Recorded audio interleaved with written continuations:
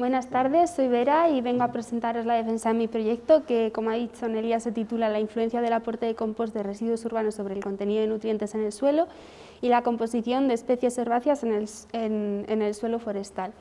Voy a seguir este orden a lo largo de mi presentación. En primer lugar, a modo de introducción, hablaré un poco de los antecedentes. Los siguientes serán los objetivos propuestos para la elaboración del proyecto, los materiales y métodos empleados para la elaboración de la investigación, los resultados a los que llegamos y, por último, para cerrarlo, una serie de conclusiones. En primer lugar, los antecedentes.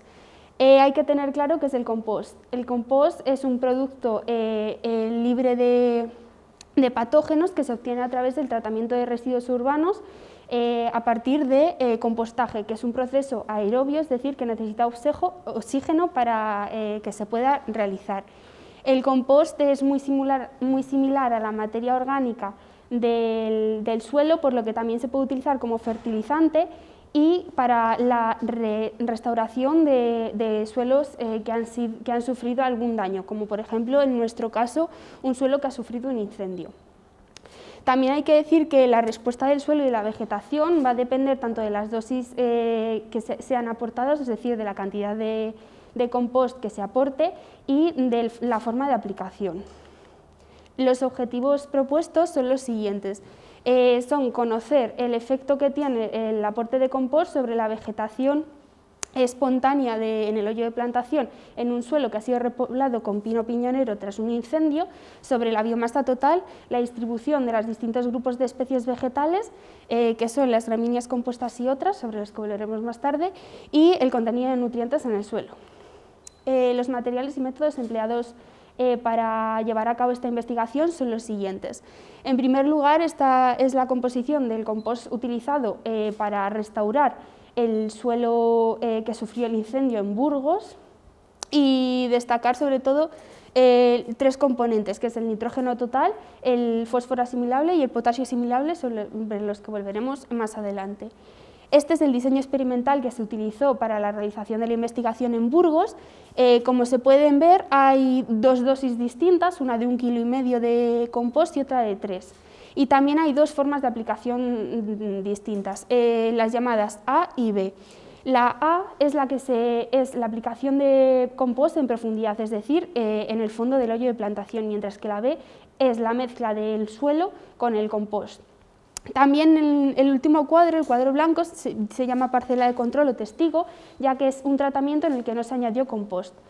Este va a servir de referencia para poder comparar los resultados que obtengamos respecto a los demás tratamientos y ver así si los resultados son diferencias significativas o no. Respecto al muestreo, nos vamos a centrar primero en el de suelo y luego pasaremos al de la vegetación. En primer lugar, el de suelo, se realizó dos muestreos a distintas profundidades, uno en superficial, que es de 0 a 20 centímetros, y otro en profundidad, de 20 a 40. Ambos se realizaron con ayuda de una barrena y los resultados fueron empaquetados y llevados hasta el laboratorio de Burgos, del área de edafología y química agrícola de la Universidad de Burgos, para poder ser analizados, y los resultados fueron pasados a mi tutor y a mí para poder utilizarlos y ya los resultados que más tarde expondré. Respecto a la vegetación espontánea, su muestreo se realizó una cuadrícula de 50 por 50, ¿sí? Y se recortó toda la vegetación con ayuda de unas tijeras de podar a ras del suelo, se empaquetó en bolsas y se trajo hasta nuestros laboratorios, y es lo que nosotros analizamos. En primer lugar, diferenciamos y separamos las muestras siguiendo dos criterios, que fueron la familia a la que pertenecían, es decir, si eran compuestas gramíneas u otras, y el tamaño y el número de especies que encontramos. Una vez separadas, identificamos las especies que aparecían con mayor frecuencia a lo largo de las muestras y separamos aquellos materiales que consideramos impropios. Como se pueden ver en esta imagen, son palos, terrones de tierra o algunas plantas secas de años anteriores. Cuando tuvimos todo separado, procedimos a pesarlo con una balanza de precisión de 0,01 gramos y utilizando como recipiente esa bandeja que se ve, que es de PVC. Aquí se pueden ver una muestra separada por las familias y los criterios que he dicho anteriormente. Están en primer lugar las gramíneas, las compuestas y el grupo que denominamos como otras. Los datos obtenidos fueron pasados a un Excel para poder estudiarlos con mayor precisión y detenimiento. y no tener error alguno, y también utilizamos un programa de estadística llamado Stagraphic 19 que nos dio resultados medios de los tratamientos y también nos permitió ver si las diferencias que obtuvimos eran estadísticamente significativas o no. En cuanto a los resultados, llegamos a los siguientes. Respecto a la vegetación espontánea, en primer lugar tenemos una gráfica referida al peso total, es decir, la biomasa total, y se puede ver que hay diferencias claras entre los distintos tratamientos y el testigo, aunque no hay diferencias muy significativas entre los dos tratamientos. Respecto a las compuestas, que es la gráfica de su derecha, podemos observar que sí que no hay diferencias significativas respecto a los distintos tratamientos y el testigo, aunque la excepción es el tratamiento A3, que es el segundo, y el testigo, que sí que son significativas esas diferencias. En la gráfica de abajo, el peso de gramíneas, se puede ver que sigue un poco la tendencia de la biomasa total, por lo que hay diferencias significativas entre los distintos tratamientos y entre el testigo.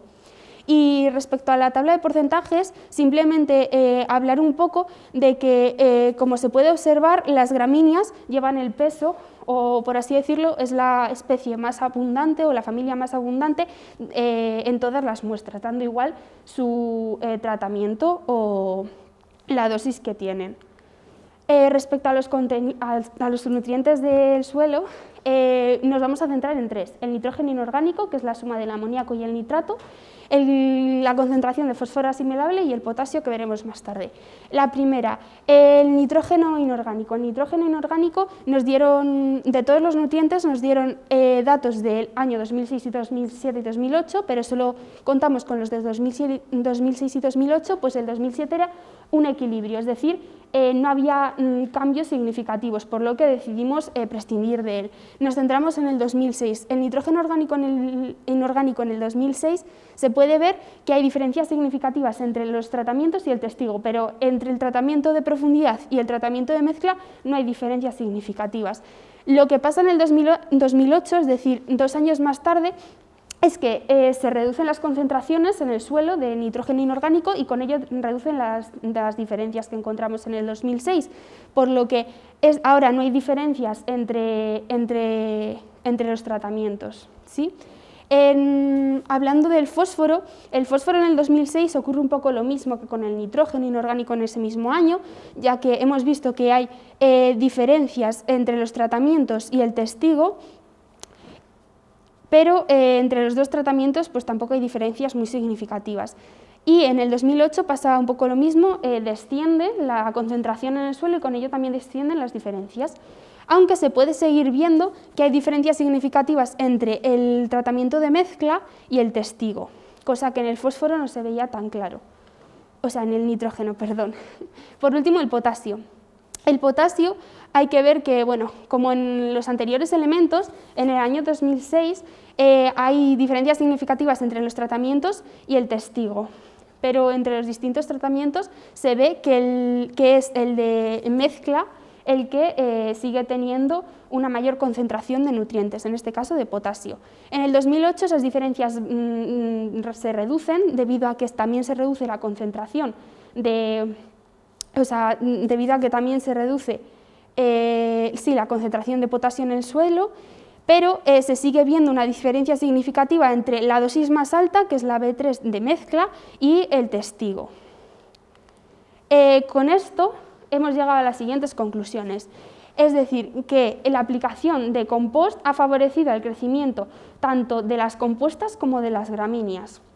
Que el tipo de aplicación sí que dio diferencias entre las dos familias, es decir, respecto al aumento de compuestas y gramíneas, pero la dosis, en cambio, no dio ninguna diferencia, es decir, no dio diferencias claras, no dio diferencias significativas.